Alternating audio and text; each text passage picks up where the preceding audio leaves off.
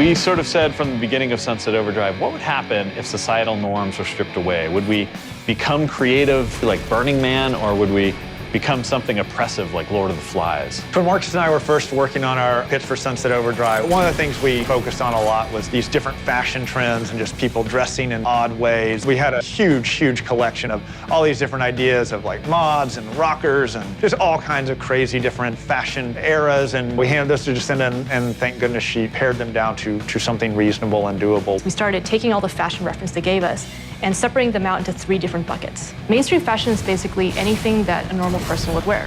Street fashion is something that comes out of street culture, such as emo or goth.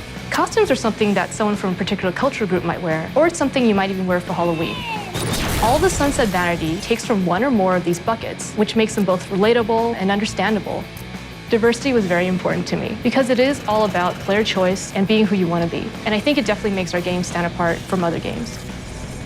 I think one of the interesting things about Sunset Overdrive is that most of our concept artists are actually not from the United States. I think this will appeal to a lot of different people.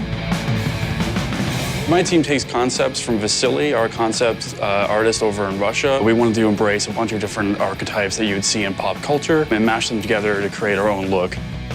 In Sunset Overdrive, we allow you to choose from many different archetypes in the game. That includes different races, different body types, big and small, and different genders. We have outfits that are meant to be together, and you can get them as presets in the game. You can combine all the different pieces to make exactly what you want. So if you get your Day of the Dead face paint, you can combine that with your wrestling pants, your chainmail shirt, and your cowboy boots. Every item that you unlock in the game will have Havoc physics applied to it as well. So when you're running around the world, we really want you to feel like it's alive.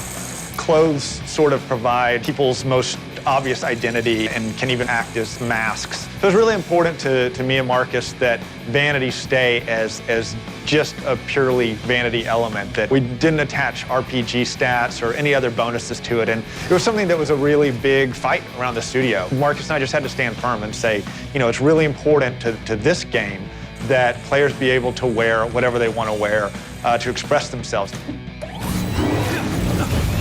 I like the hairstyles, especially the creepy 80s metal band style. I just like the way it looks moving around when you're doing our traversal in Sunset City.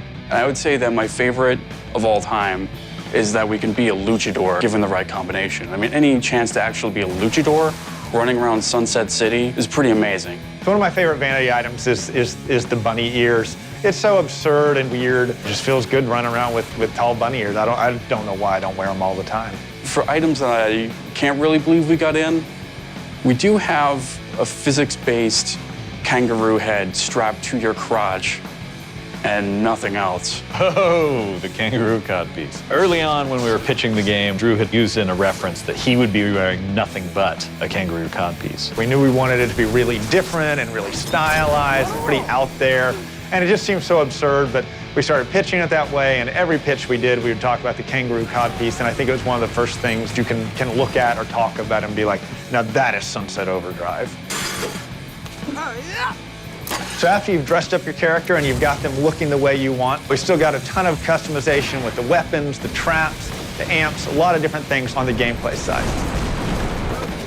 So thanks for coming to Comic-Con and checking Sunset Overdrive out. Hope you pick it up on October 28th and let your freak flag fly high.